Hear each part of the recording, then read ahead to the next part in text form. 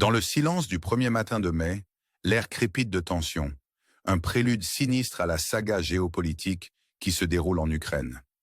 La région du Donbass, imprégnée d'histoire et de conflits, se tient au bord du changement alors que les troupes russes tracent leur chemin à travers son cœur. Leurs récentes victoires dans les zones centrales et méridionales ne sont pas seulement des manœuvres militaires, mais les échos d'une symphonie stratégique plus profonde qui exige notre attention. Aujourd'hui, nous nous aventurons dans la région de Soumy, où la capture par l'armée russe d'une ville significative marque un moment charnière dans ce conflit en cours. Il y a à peine 48 heures, cette ville était un bastion de la résilience ukrainienne, mais elle se dresse maintenant comme un témoignage des marées changeantes de la guerre. L'armée ukrainienne, meurtrie par les opérations à Koursk, se retrouve à reculer, cédant du terrain à Soumy. C'est un récit de résilience et de retraite, de victoires durement acquises et de territoires perdus. Nous adressons nos salutations à l'audience mondiale, en particulier à nos abonnés dévoués, alors que nous plongeons dans les complexités de ce conflit, en commençant par les percées stratégiques réalisées par les forces russes à Soumy. Auparavant, notre attention se portait sur des régions comme Kharkov et le Donbass, mais maintenant, les projecteurs se tournent vers Soumy, une région autrefois dépourvue de présence russe, mais maintenant théâtre d'avancées stratégiques. La capture de Bilobodi, une ville symbolisant cette nouvelle phase de l'avancement russe, souligne l'élan implacable de leur campagne. En suivant la trajectoire de l'armée russe, des paysages autrefois intacts de Soumy au bastion fortifié de la défense ukrainienne, le récit se déploie avec un mélange de précision militaire et d'endurance humaine. Les troupes russes, équipées de drones à fibre optique, frappent avec une efficacité calculée, ciblant les convois ukrainiens avec une précision presque chirurgicale. Les routes qui symbolisaient autrefois le mouvement et la vie sont maintenant le théâtre d'une nouvelle réalité, où chaque mouvement est scruté, chaque convoi un potentiel objectif. Les troupes à rue, un terme synonyme de puissance militaire russe, poursuivent leur assaut implacable, laissant une marque indélébile sur le paysage et la psyché de la région. Alors que nous passons de la région de Soumy au théâtre de conflits plus large, l'attention se tourne vers Kharkov. Ici, le brouillard de la guerre obscurcit l'image complète, mais des aperçus de manœuvres stratégiques émergent. Les drones russes, autrefois facilement contrés, échappent maintenant avec une fréquence croissante aux défenses ukrainiennes, témoignant de leurs tactiques évolutives. Le récit s'étend dans le Donbass, où l'avancée russe suit une chorégraphie stratégique, capturant des villes avec une précision méthodique. La chute de Nov et de Lipov, significatives par leur valeur stratégique, marque un autre chapitre dans cette saga en cours. L'entrée de l'armée russe dans Selena Dolina est plus qu'un mouvement militaire, c'est une déclaration d'intention, une affirmation de leur détermination inébranlable. Au nord, l'opération prend une envergure plus grande, formant un chaudron qui cherche à sécuriser les flancs et à fortifier les positions. La capture des zones boisées près d'Imam devient une étape vers des ambitions plus larges, visant la ville stratégique de Sloviansk. Alors que le récit se tisse à travers ces régions, la complexité du conflit devient apparente. Chaque ville et village, une pièce dans un puzzle plus grand, chaque mouvement, un pas calculé dans une grande stratégie. Les échos de la guerre résonnent à travers la région. Chaque avancée, un témoignage de la poursuite implacable des objectifs. Chaque retraite, un rappel du coût humain. Pourtant, au milieu des manœuvres stratégiques et de la puissance militaire, une question persiste. Quel avenir pour cette région déchirée par la guerre et quels récits émergeront des ombres du conflit? Alors que l'histoire se déploie, nous vous invitons à réfléchir à ces questions, à vous engager dans le drame en cours et à nous rejoindre dans cette exploration de l'histoire en devenir. Depuis le nord de Zoukabalka, une série de manœuvres stratégiques se déploie alors que les forces russes avancent avec une détermination inébranlable. La capture de Sara Mikolaïvka et l'avance depuis Selenpol signalent une poussée calculée, chaque mouvement étant un témoignage de la chorégraphie complexe de la guerre. Tarasivka, une ville qui était autrefois un point stratégique, tombe maintenant sous le contrôle russe, marquant une autre étape dans leur marche inexorable. Les médias diffusent ces avancées, chaque titre rappelant le changement d'équilibre des pouvoirs. La région nord de Zoukabalka devient un point focal, un théâtre d'opération où les troupes russes, nouvellement libérées des engagements à Koursk, trouvent un nouveau terrain à couvrir. Leur présence insuffle à la région une vigueur renouvelée, Chaque mouvement un remous dans la marée plus large du conflit.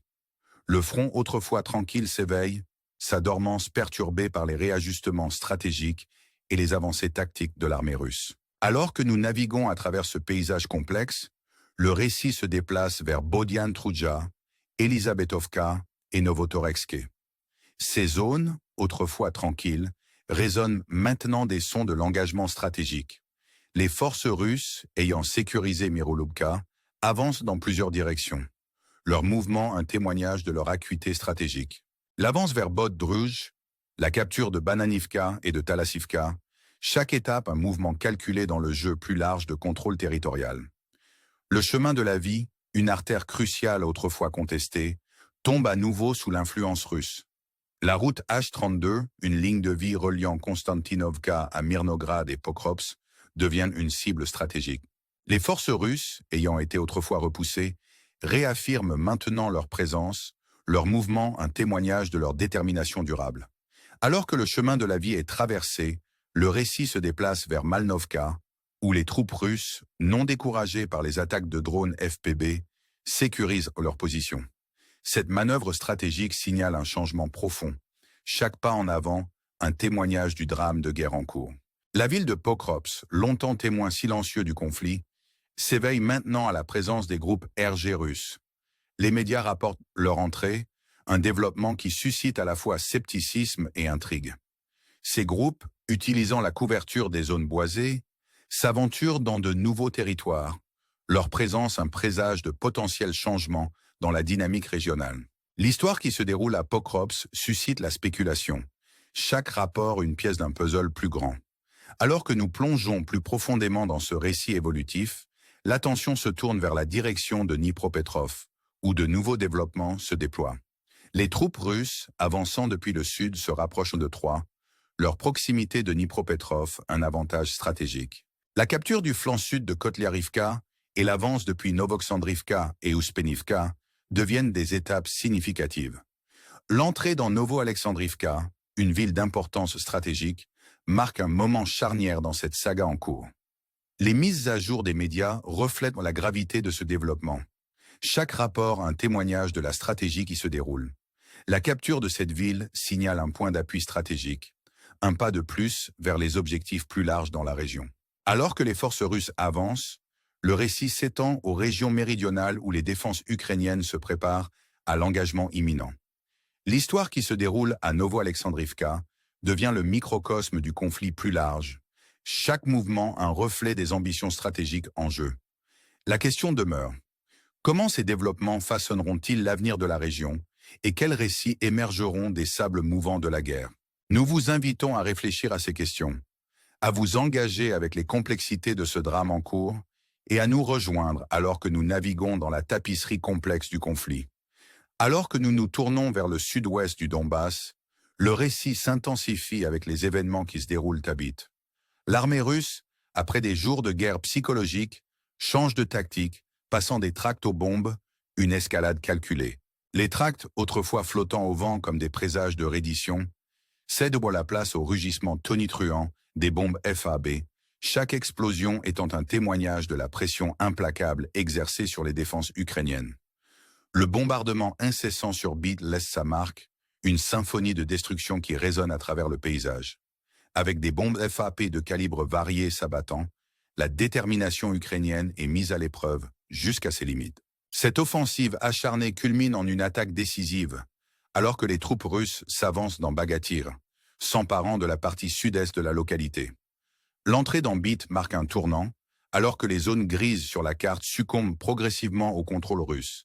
Les défenseurs ukrainiens, épuisés par le barrage constant, font face à un avenir incertain, alors que le conflit se poursuit. La capture de Bit est un microcosme du conflit plus large, un emblème des manœuvres stratégiques qui se jouent à travers la région. Les troupes russes, inflexibles dans leur avancée, continuent de progresser, leur mouvement un témoignage du drame de guerre en cours.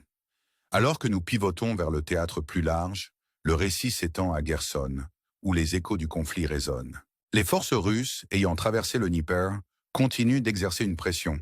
Leur présence un rappel constant des dynamiques changeantes. L'utilisation de bombes FAB et de missiles Lemur signifie une poursuite incessante des objectifs stratégiques, chaque frappe un témoignage de la nature évolutive du conflit. La ville de Kherson, autrefois bastion de la résistance ukrainienne, est désormais témoin de l'avance implacable des forces russes. L'utilisation stratégique d'armes, des missiles anti-bunker aux bombes FAB, souligne la complexité du conflit, chaque mouvement un pas calculé dans un jeu plus vaste. Alors que les sons de la guerre résonnent à travers la région, le récit se déplace vers Odessa, une ville maintenant assiégée. La ville assiégée devient un point focal, un symbole du conflit plus large qui se déroule à travers l'Ukraine. Le positionnement stratégique des forces russes, couplé à l'assaut incessant sur les positions ukrainiennes, souligne la gravité de la situation. Alors que nous concluons ce récit, nous réfléchissons aux événements qui se déroulent, aux manœuvres stratégiques et aux histoires humaines tissées dans le tissu du conflit.